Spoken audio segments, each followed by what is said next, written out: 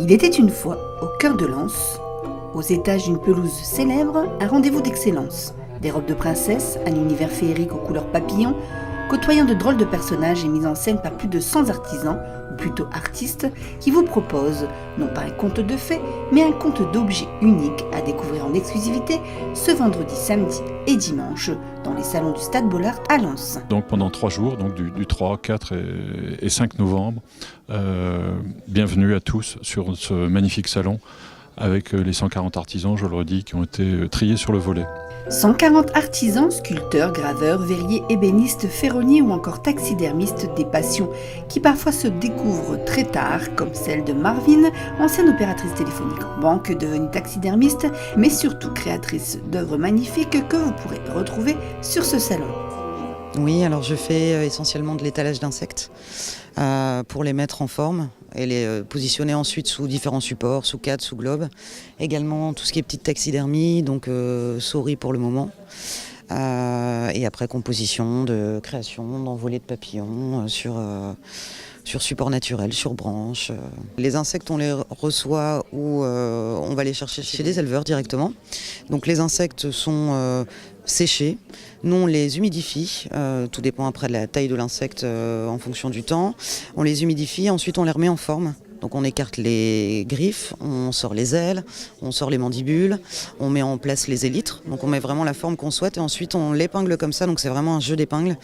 Et ensuite on les fait sécher pour qu'ils reprennent, qu'ils restent en forme en fait, tout simplement. Il y a des superbes couleurs, c'est les couleurs naturelles, tout à fait, rien n'a été retouché, uniquement la mise en forme. Si Marvin vous fait découvrir le monde des insectes, Gillian, quant à elle, pourrait créer les jolies petites robes des gentilles souris, car son travail est digne des grands films de cinéma et des grandes histoires de princesses avec des créations sur mesure que vous pouvez commander pour le prochain carnaval de Venise par exemple. D'abord, je rencontre ma cliente, je lui fais un croquis qu'elle valide. Une fois que je valide que son croquis est validé, donc je lui fabrique, je lui confectionne sa robe à ses mesures, exactement, et avec toutes les conditions. Donc là derrière, vous avez le chapeau, le masque, les accessoires qui vont avec. Alors je travaille surtout en France, je travaille pour les théâtres, pour un petit peu de court-métrage, de cinéma. Quand j'étais enfant, j'étais baignée dedans, donc je ne savais pas ce que je voulais faire. Je ne savais pas que j'allais devenir costumière. Avec beaucoup de patience, beaucoup de passion, on arrive à faire ses rêves, mais il faut prendre son temps et on recherche partout. En apprentissage aussi, à 16 ans, on peut décider de devenir un jour costumière. Je cherche aussi des apprentis. Vous l'avez compris, si ce métier vous intéresse et vous avez 16 ans, vous pouvez réaliser de magnifiques costumes comme Gillian. Et désormais, sur la région, la possibilité s'offre aux plus de 25 ans et jusque 30 ans de devenir également apprenti, comme nous l'explique Sabine Banache-Finet, maire adjointe à la ville de Noyelles-sous-Lens et conseillère régionale.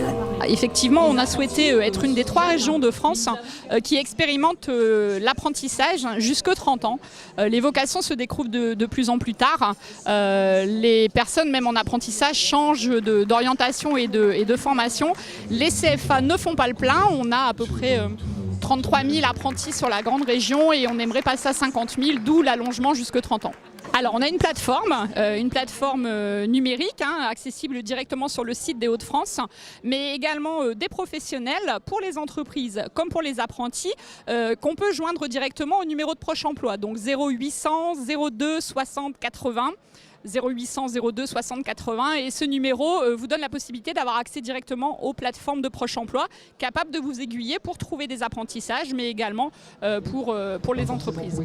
Un numéro à noter si vous avez une âme d'artiste et voulez créer via l'apprentissage sur un territoire en pleine mutation qui fêtera d'ailleurs les 5 ans du Louvre-Lens dans quelques semaines et qui offre de nouveaux débouchés pour les demandeurs d'emploi du territoire. L'artisanat d'art, c'est à la fois une filière économique, c'est aussi une filière culturelle, artistique qui a aussi des débouchés réels. et on voit la concrétisation et on l'espère avoir le même nombre de fréquentations en termes de population. 20 000 personnes qui se déplacent pour voir de l'artisanat d'art sur un territoire, c'est quand même quelque chose d'assez conséquent.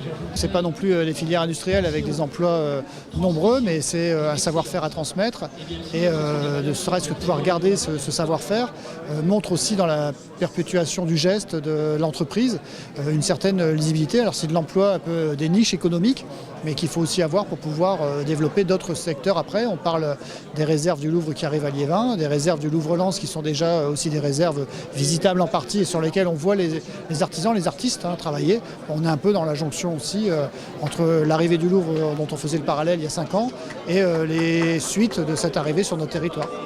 Preuve que ce territoire attire de plus en plus ces dernières années la venue d'artisans sur ce salon, originaire du monde entier, à l'image de Renaud Paradis qui crée des pièces uniques au cœur de son atelier dans les villages de Val-David et Sainte-Adèle au Québec. Moi, je fais surtout des écharpes, mais j'ai fait 2 collections où j'ai fait des défilés de mode. Et puis, c'est avec ces collections-là, généralement, que les gens ils voient mon savoir-faire. Je travaille avec des fibres haut de gamme, uniquement.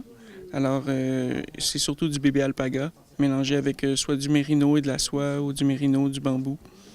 Ouais. Alors, c'est ultra doux, isolant, léger, ça sèche vite. On est bien jusqu'à moins 35 avec mes écharpes et on n'attrape pas la grippe. Mais chacune de mes écharpes aussi sont uniques parce que je ne les prends pas en photo, rien. Alors, puis vu que c'est spontané, les ajouts de couleurs, ça fait que il n'y aura pas 2 écharpes pareilles, c'est garanti. Le fil, il part comme ça, puis là, ça fait 800 mètres, puis là, il vient se rattacher après l'autre. Et puis là, je prends les écheveaux, je les mets dans mon bain de teinture, puis des fois, je mets des petits bouts de bois comme ça. Fait que là, je commence avec le vert, fait que là, en bas, c'est vert, après ça, je rajoute du brun, puis du bleu, puis... Des pièces uniques, mais également des moments privilégiés pour découvrir les savoir-faire de chacun des 140 exposants. Ça se passe ce week-end, vendredi, samedi et dimanche, au stade Bollaert de l'Eulys de Lens, lieu d'exception pour moment d'exception. Vous ferez peut-être partie des 20 000 visiteurs de l'an dernier. En tout cas, on vous le souhaite pour cette 3e édition du Salon international des métiers d'art.